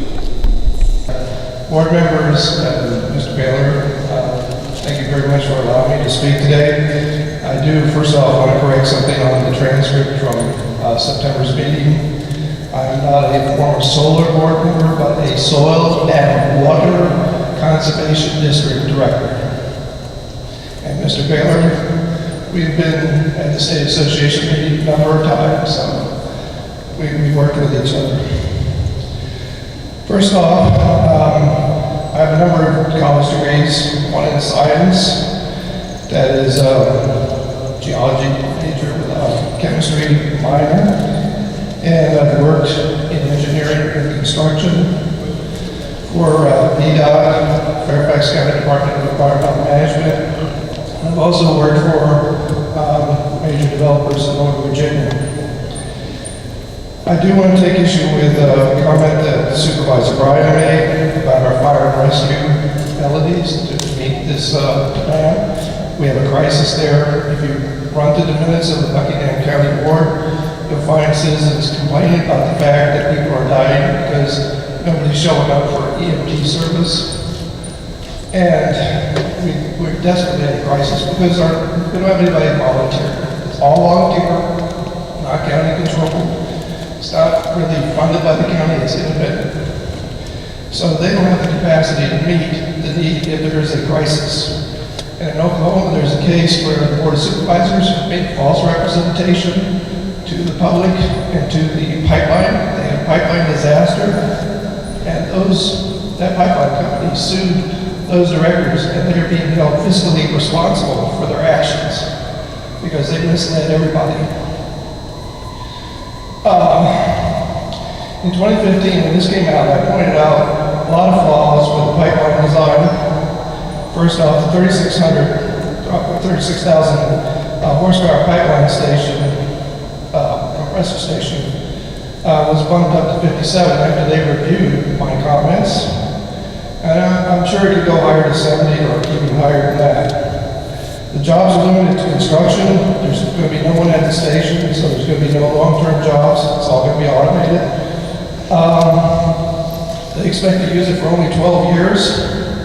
It crosses several watershed dam inundation zones, so there's nothing there that's addressed that. We have a problem with Bermuda Highs here in Virginia, which for weeks will stagnate the air mass. And so that station will be cranking up max, coming out toxic air, and things like hexane, which are neurotoxin in heavy concentrations, and formaldehyde, which is a necrotizing agent for flesh and lung tissue. And that air will just sit and languish because it becomes stagnant. The air doesn't move, there's no airflow, and it just sits. And if you want to get an example, just set a hot plate with those two chemicals together in your car running in a shut garage and you'll have a pretty good idea what we're asking them to breathe. There's impounding air with the station that would be toxic, so if we tried to impound the air there, nobody could enter there without a suit and an oxygen mask. And the ACP is not needed because Transco said that they can meet the supply and demand for now and for years to come. The Kayak line spur is coming from Colonial Pipeline. All the local stations have been upgraded to natural gas. And 80% of the power in Buckingham County can be supplied by the solar farm that's now in the county. That's in phase 2 construction. So we're talking about something that's not needed. ACP is a common carrier and not a utility, but they've been parading themselves as a utility, which is false. So if you go to the UCC and Federal Transportation, you will see a pipeline as a common carrier, just like a bus, truck, bike, etc. Also, the ACP paid very little for easements in the county, which really left a lot of people short on cash, but a few select people got some really big cash payoffs. And one of those was actually one of our supervisors who had several land deals with some partners and got a good piece of cash for that. And the ACP is not going to provide service staffs unless we come up with $8 million to get that service staff to provide utility service to the county residents. And Buckingham County has a Superfund site on it already, and I don't think we need a toxic air site to add to that. And I can tell you that with some of the smells and stuff, my mother lives in Williamsburg and West Point, and the wind's just right. She's 20 miles away. She can smell West Point at her house in a very upscale Williamsburg community. But I've talked many times about the fact that there is a much better way to do this out 460 from Chesapeake all the way out to Lynchburg, pay for the widening that nobody says they can afford between Petersburg and Surrey. You take 501, go around on the north side above the dam, cross over, follow over to Alta Vista, follow 60 out, 81, and out 64. You don't have to touch private property or take people's property rights. Thank you, sir. Mr. Chairman, members of the board, I'm Fred Measley, resident of Chesterfield County. I'm here today to ask you to approve the air permit for Buckingham Compressor Station. In the interest of full disclosure, I am a retiree of Dominion Energy, having spent 39 years with the company. I noticed that many of my fellow retirees are here today as well. That's because we know the energy industry and the challenges facing it, and have confidence that the company can meet these challenges. One of the biggest challenges is providing energy to a growing state while protecting the environment. As anyone who has spent any time in the business knows, energy must be transported to where it's needed. Otherwise, it's useless. That's true for electricity, and it's also true for natural gas. The Atlantic Coast Pipeline and the compressor station needed to make it work are vital pieces of the improved gas transportation system that Virginia urgently needs. At the same time, energy transportation, just like energy generation, has to be regulated to ensure that it protects the environment. I've reviewed the draft permit, and I'm convinced it will do an excellent job of making sure the compressor stations operation do nothing to harm the Commonwealth air quality. One important point in my view is the very tight emission limits imposed on the facility by the DEQ. Other speakers will note this point, but it bears repeating. The limits in the Buckingham permit are 4 to 10 times more stringent than limits in any other recently issued permit for a compressor station of any size in Virginia. Since I'm from an engineering background, I I was a registered professional engineer in the Commonwealth for many years. I am particularly impressed with the way the station has been designed to hold emissions to a minimum. We will ensure that the station will have no problem meeting the tight limits in the permit. For example, its turbine design uses clean burning technology to minimize the discharge of NOx, a byproduct of combustion. Its equipment and operations are also designed to hold down methane emissions. Periodic maintenance blowdowns will be required, but the station will lower the pressure of the lines as much as possible before such events to reduce methane releases. It will also use a pressure management vent gas reduction system to reduce the amount of gas escaping from the station. So I have no doubt that this and the design and operations of the station. Sir, your time has expired. Thank you. My name is Darrell Down, and I served as an Air Force officer for 24 years. I swore to defend the Constitution against all enemies, foreign and domestic. My country still needs defending from domestic threats. There are too lightly regulated monopolies willing to sacrifice the health and well-being of an African-American community for corporate profits. This is shameful and racist. Shameful and racist. It is imperative that this board do the right thing and deny this permit. If you allow this compressor station to be built in Buckingham, it will cause irreparable harm to this community and will exacerbate the global climate crisis. Thank you. Thank you, sir. My name is Ray Cooper, and I'm a lawyer with the Southern Environmental Law Center. I want to talk to you about three things. I want to talk to you about the board's authority to consider environmental justice, the board's authority to consider greenhouse gases, and third, technical issues with the permit. I've provided Ms. Burnett with a packet of each of the statutes that I'll talk about, and so you have those statutes to refer to. The board has an obligation to consider the environmental justice problems caused by this compressor station. Virginia law requires the board to consider the suitability of the proposed activity to the area where it's located. That same statute also requires the board to consider the harm to the safety and health of people caused by that activity. You have a copy of that statute. These factors, site suitability and harm to the safety and health of people, are the components of environmental justice. And the board has the authority to consider those with this permit. In fact, there's a very strong argument that the board must consider environmental justice. Back in 2014, the General Assembly made it the policy of the Commonwealth that environmental justice be considered in the development of energy resources and facilities. Just this year, Governor Northam's new energy plan says Virginia is dedicated to ensuring that there are not disproportionate impacts on economically disadvantaged or minority communities during the siting of energy resources. Can the board ignore this clear instruction from the General Assembly and the governor? The answer to that question is no. The bottom line here is that the Virginia energy policy describes the kind of state we want to have. One where environmental justice means something when decisions are made.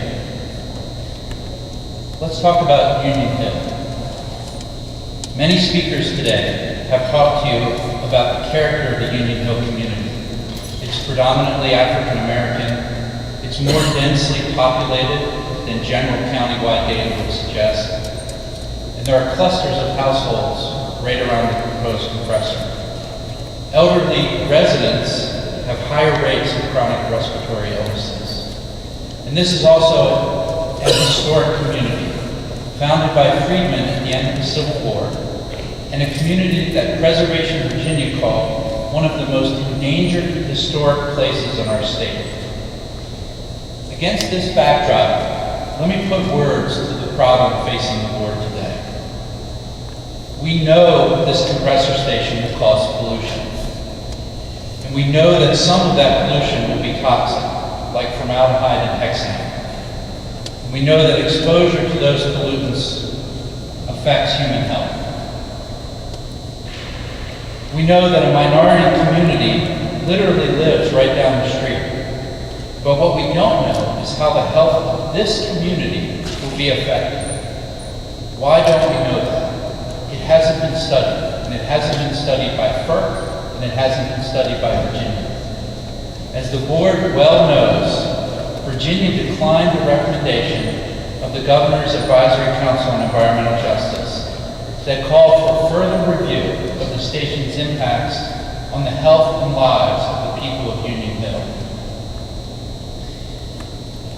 The board must determine whether this polluting compressor station should be placed in the Union Hill community.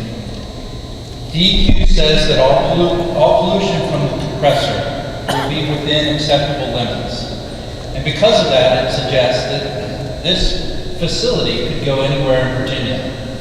But we wouldn't put it next to an elementary school. And we wouldn't put it next to the University of Richmond. And we wouldn't put it next to Monticello or Montpelier. So the board must ask itself, if we won't put it in those places, should Dominion be allowed to put it in Union Hill? The board doesn't know what the health effects of this project will be on this community. And I urge the board not to be distracted by an argument or a claim that studying health effects has not been done before for a facility like this. Right now, the state of Massachusetts is doing a health assessment for a proposed compressor. And this is what the Massachusetts governor had to say. We recognize the serious concerns that have been raised by many. Although the siting of the compressor station is primarily regulated by FERC, the Commonwealth need not and will not remain silent during this process. And the Massachusetts governor also said that the Department of Environmental Protection in Massachusetts won't issue any air permits until that health assessment is completed. This fact, I think, will get your attention. That compressor station that's under review in Massachusetts is 7 times smaller. The Buckingham compressor station is 7 times bigger than that Massachusetts compressor. The board should also not be distracted by Buckingham County's decision to approve a zoning permit for the compressor station. That decision is on appeal to the Virginia Supreme Court, but more importantly, Virginia regulations specifically tell you, the board, that a zoning decision doesn't excuse the board from considering the facts and circumstances of site suitability. I've also given you a copy of that regulation. Environmental justice must mean something in Virginia. That's what the Virginia Energy Policy tells us. We have a state that takes environmental justice seriously when it makes decisions. I strongly urge the board to reject the notion that this compressor station is appropriate anywhere in our state. Let me briefly touch on my second point. The board has authority to consider the greenhouse gas implications of this compressor. Virginia law requires the board to consider social and economic value of the facility. In 2017, Virginia committed to the Paris Climate Agreement. And in 2018, right now, this board is reviewing carbon limits for power plants. Those limits will lower greenhouse gases in Virginia by 1 million tons per year. This facility will release CO2 equivalent gases in the amount of 295,000 tons. 1/3 of the reduction the board is trying to achieve with this regulations will be wiped out by this permit. I urge the board not to let Dominion to set back your efforts to put Virginia on the right path to reducing carbon pollution. And finally, we disagree that DEQ has resolved all of the technical concerns that we've raised. This permit can and should set stricter limits for NOx pollution, the precursor to harmful ozone. In conclusion, Please use your existing authority to consider the suitability of the Union Hill community, the risk to the health and safety of its residents, and the social and economic value of setting back Virginia's important effort to control greenhouse gas emissions, and disapprove this permit. Thank you. Thank you. My name is John Weaver. I represent the Chesapeake Bay Foundation and our over 200,000 members. Thank you for the opportunity to speak to you today. I know that you have a difficult decision before you for a lot of conflicting information. And I'm hoping that after our comments, which I believe you will consider, we'll deny this permit. In support of our review, we hired a number of experts. And first, before I do that, I wanted to say that we've gotten responses from DEQ, and I've written replies to those, which I'll provide to this point, which you can read at your leisure. There's nothing new, not new information, just responses to DEQ's comments. So, in support of our review, we hired 3 experts. These are experts that participated on behalf of the United States in litigation that I personally prosecuted around the United States against coal-fired power plants when I served the United States Department of Justice along with Ms. Moreno. Privileged to have you here today. Thank you. Ron Sabu looked at the technical aspects of the permit. Andrew Gray conducted air dispersion modeling of this particular plant. And Dr. George Thurston, a professor at NYU, who's a member of EPA's Citizen Advisory Board for a number of years, and published a lot of papers on human health impacts associated with particulate matter in the ozone. In addition, these experts have provided technical information to DEQ. In fact, they supported DEQ's analysis of the Clean Air Mercury rule several years ago, including dispersion modeling that Mr. Gray conducted. And also, Mr. Gray provided technical modeling information with respect to DEQ's review of the Cypress Creek proposed coal-fired power plant. I urge you to fully consider their comments and their reports that were appended to our comments. In our comments, we noted that the board must review the operation of Buckingham Compressor Station through 3 lenses: the Virginia Constitution, the Code of Virginia, and environmental justice. DEQ says that the permit complies with the National Ambient Air Quality Standards, and therefore it complies with all 3 of those factors. That is incorrect. You have the obligation, as directed by the code, to consider these other factors that Mr. Buford just explained to you, one of which is suitability of the facility for this location. The location of an industrial facility that handles millions of gallons of cubic feet, millions of cubic feet of highly flammable gas next to homes in an agricultural community is not reasonable, especially given the faulty technical aspects of this permit that you pointed out in your comments. First, the permit will allow more nitrogen oxides to be emitted into our atmosphere. NOx contains nitrogen. That nitrogen falls to the ground and to water bodies and will add more nitrogen to the Chesapeake Bay. We pointed that out in our comments to Mr. Gray's report, and DEQ said our modeling predicted more nitrogen to the bay than the EPA Chesapeake Bay program model. That is a regional model that looks at all sources of pollution throughout the Chesapeake Bay airshape. It is not specific to this facility. Mr. Gray's work is.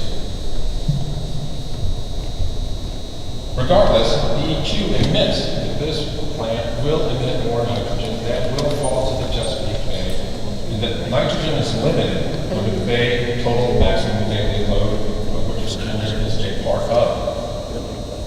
DEQ says, don't worry about this new load because NOx emissions are going down across the country. At the same time, it overlooks the fact that EPA is in the process of rolling back almost all of those regulations upon which those NOx reductions are supported. In fact, the state of Virginia has acknowledged in its recent comments on the rollback of the Clean Power Plan that the EPA's attack on resource review will do just that. It will increase emissions of NOx in the airshed. Second, Mr. Sahu reviewed the technical aspects of this permit. He pointed out a number of problems with the way the permit has been written, and that in fact, a lot of times the technical terms rely on representations of the turbine vendor. However, the vendor refused to stand by those representations and refused to warrant them.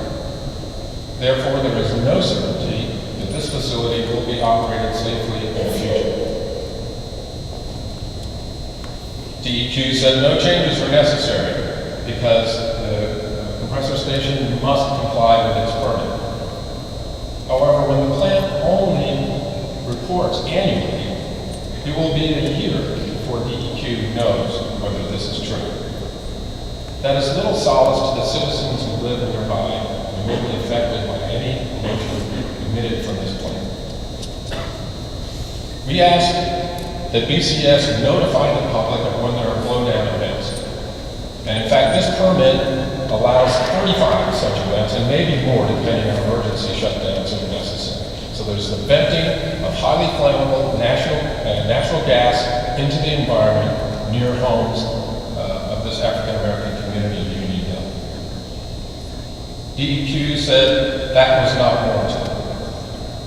No explanation, flatly not warranted. It's not warranted to tell your neighbors that we're about to emit a harmful air pollutant into your neighborhood. Not warranted.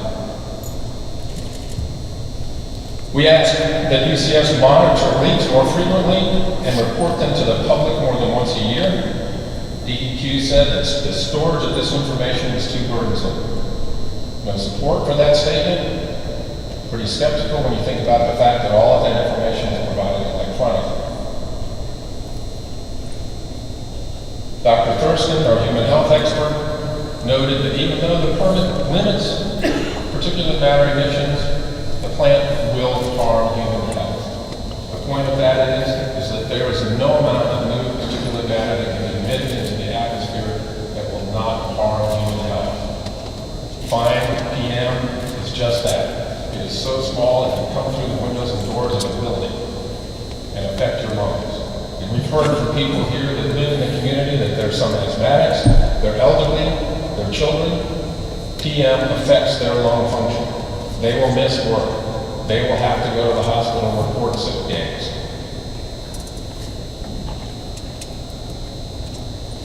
Lastly, I wanted to raise the issue of environmental justice, and it's come up a few times today already.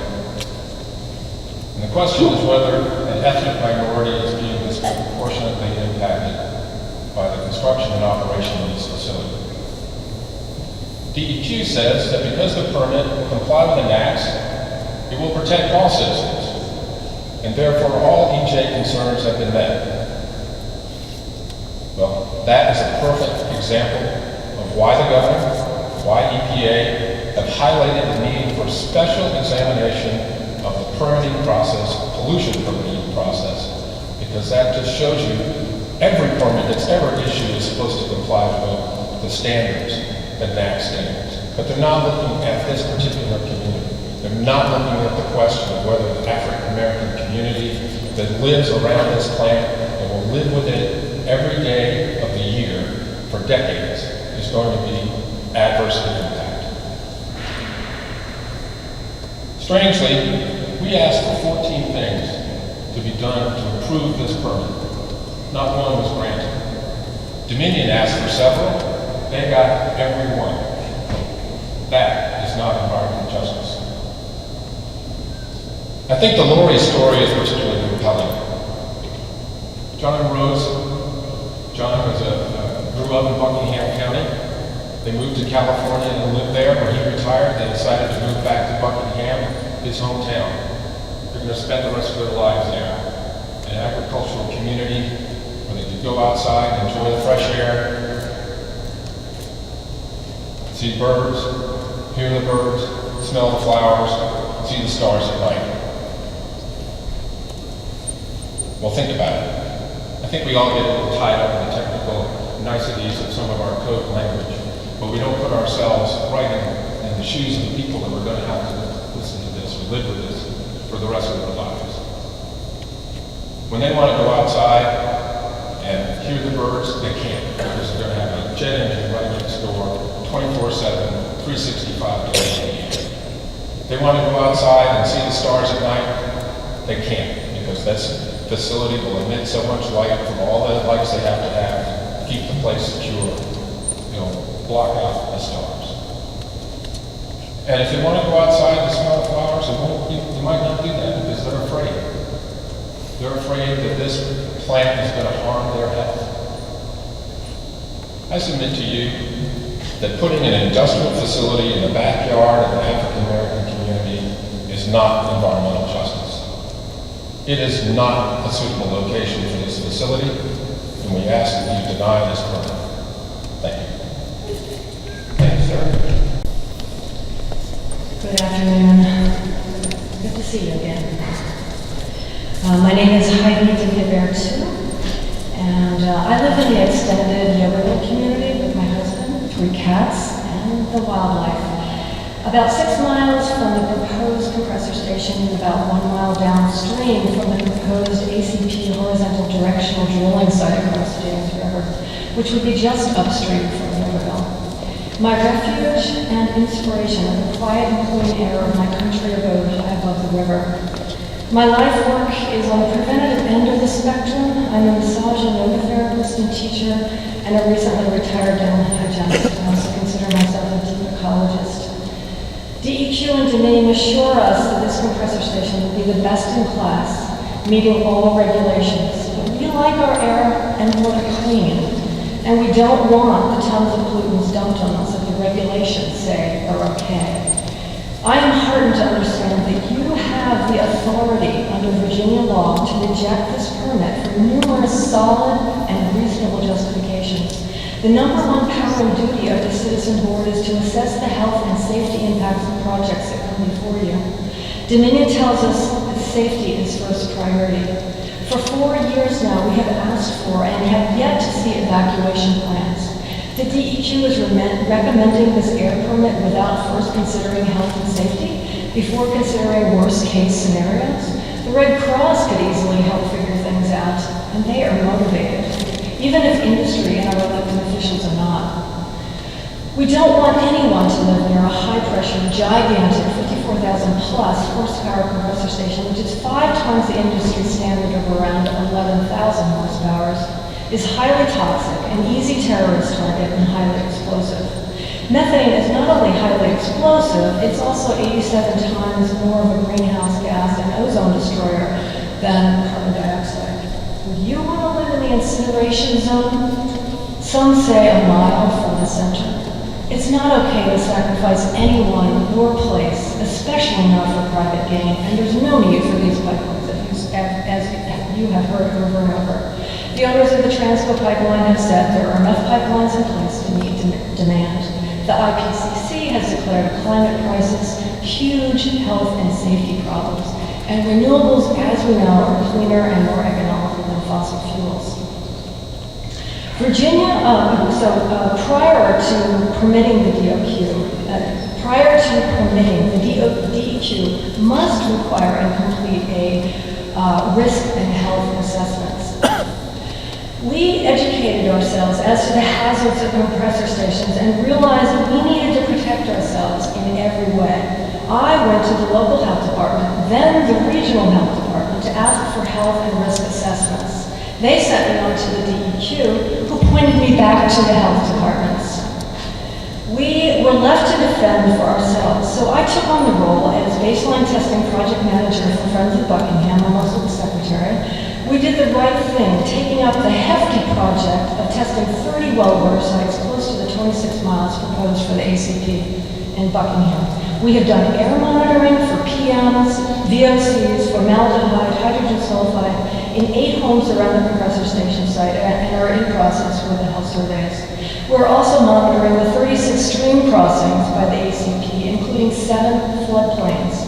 All this largely by us gray-haired women, all on a shoestring budget. We're all volunteers, fueled by our passionate and fierce love affair with our home planet. This testing should be a standard requirement for any potentially polluting industry. But for this to be a regulatory requirement would be an admission of the dangers to our health and safety. Our coalition of organizations includes some brilliant people who have created our own pipeline CSI, Compliance Surveillance Initiative. We get regular reports of the ongoing construction disasters of the Mountain Valley Pipeline, over 500 violations so far, which the DEQ cannot and is not keeping up with, and we only dread for the ACP. Citizens are doing what good government should. We warned y'all about the impossibility of doing these projects. Now, we all struggle to live by the consequences of a review process that is fractured and fragmented.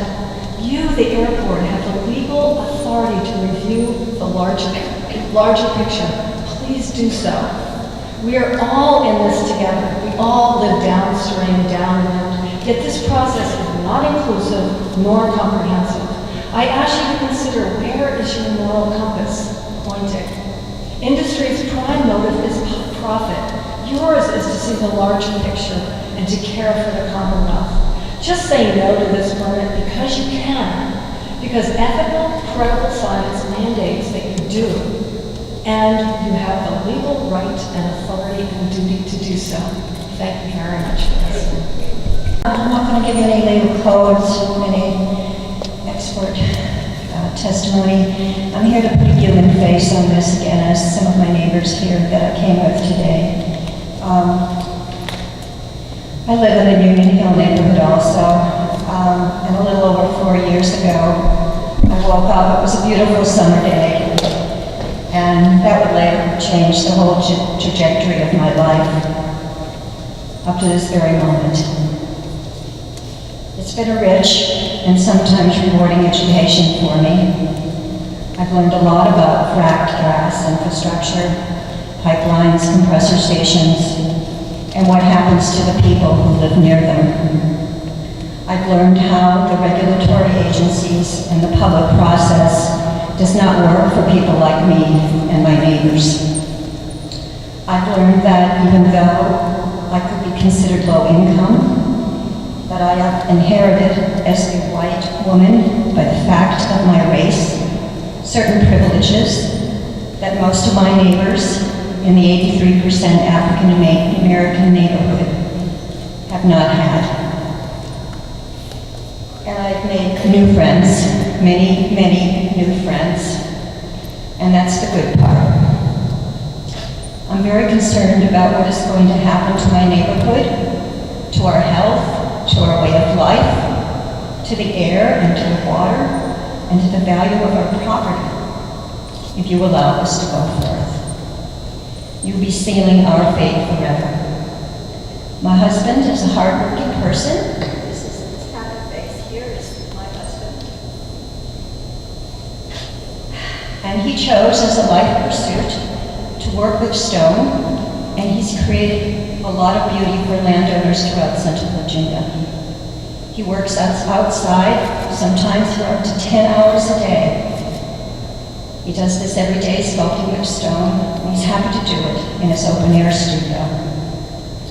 I worry about what will happen to his health if he is exposed to non-stop toxic emissions for hours on end every single day for the rest of his life. The DEQ says they have put stringent requirements on the emissions, but we know that the standards, as been testified here today, do not protect human health over time with constant exposure, and especially worsened during blowdowns, colder weather, hotter weather. We also know that the constant exposure to a large combination of emissions has not been properly considered. The existence of radon in the Marcellus Shale, the source of the fracked gas, has not been considered in the permit as well.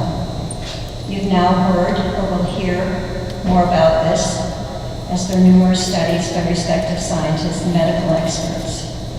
And yet none of this seems to be considered. The National Ambient Air Quality Standards were not created to assess the air quality in neighborhoods such as mine among people who live close by to these deadly infrastructures. We are being asked to live against our will with this constant exposure. People like my husband and I and my neighbors, Ella and Marie and John and Ruby, we're the ones who will be constantly exposed. Our combined modest income, my husband and I, over time has allowed us to buy a very modest old farmhouse. It's our life investment, as are many of the other modest homes in this neighborhood. If you allow this permit and the compressor station to be built, it will diminish our property values. And yet people near compressor stations receive absolutely no compensation for the considerable burdens of living near these infrastructures. I've read through all the comments made during the public hearing and sent as written reports to the DEQ. I read them all. And yet I see nowhere that the staff has made any changes based on our concerns. They did listen, but I didn't see any real changes. One more agency that seems to be turning a deaf ear to those most impacted. I ask you as an independent board to do the right thing, to do the moral thing, and to reject this permit. Thank you. Thank you, ma'am. Ed Orty. Mr. Chairman, Board, Mr. Paler, Council, thank you for the opportunity to speak here. This has been quite an education for the past 5 years for many of us in Buckingham. Some of us thought we might even get some gas out of this. The first meeting with Dominion, they said, oh, this is not going to be for you. It's going to cost $5 million for a tap. So I went and inquired, really? To tap it? That's because Columbia, who's the distributor, has to have enough customers to justify them tapping. And like Kyanite Mine said, they would love to have that gas. They're hoping it would be cheaper than the fuel they use now. But they don't want to pay for the tap. So Columbia's not going to pay for the tap. Kyanite's not going to pay for the tap. Dominion's not paying for the tap. No one's paying for the tap. They all agree in 3 memorandums of understanding that if someone pays for the tap, we'll do this, we'll get the gas, we'll do this. No one has stepped up to take the tap. It's a great piece of publicity to look like there's a customer. But there's no customer in Buckingham because we can't get to the gas because there's no tap. So let's be real about this.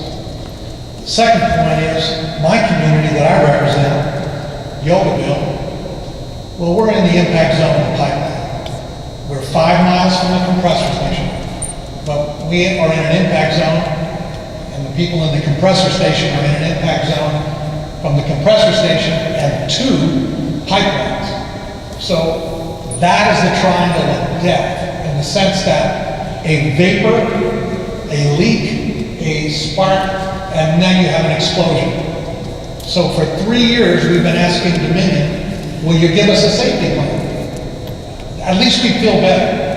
And an evacuation plan. No, we're not dealing with that. I mean, they don't want to say that it could have an accident. The problem is, PHMSA, the Pipeline and Hazardous Materials Agency, reports dozens of major accidents, pipelines, some compressor stations every month, hundreds per year. There's deaths, property damage, fires, explosion.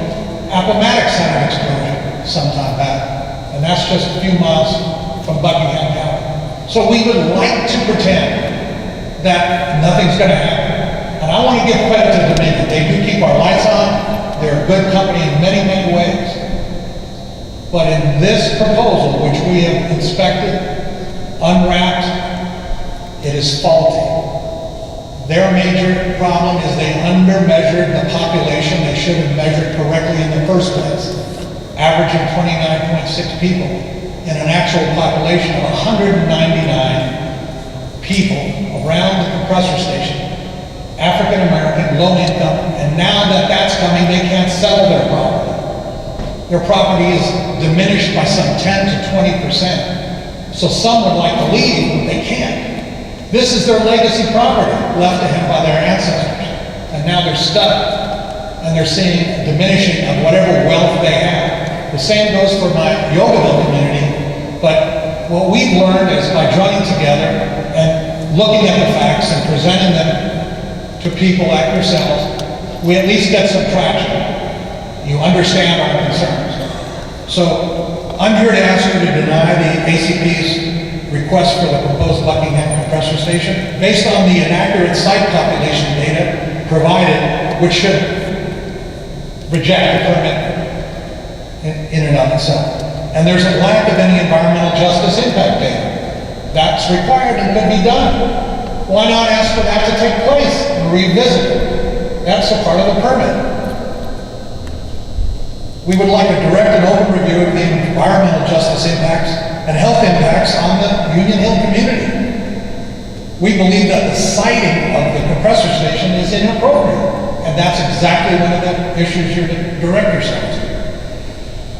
We would like to ask for real-time pollution monitoring for the individual families because there's no evacuation plan, there's no notice to if there is pollution. Shouldn't an alarm go off allowing these people to escape or to move, evacuate?